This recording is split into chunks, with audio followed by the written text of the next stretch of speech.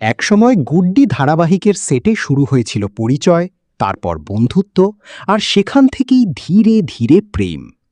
আজ সেই গল্পই বাস্তব, যেখানে রণজয় বিষ্ণু ও শ্যামপ্তি মুদলি এখন দম্পতি।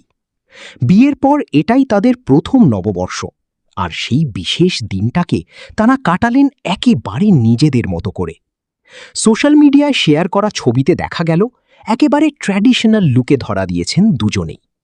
শ্যামপ্তির লাজুক হাসি আর রণজয়ের আত্মবিশ্বাসী উপস্থিতি, এই জুটিকে দেখে মুগ্ধ অনুরাগীরা।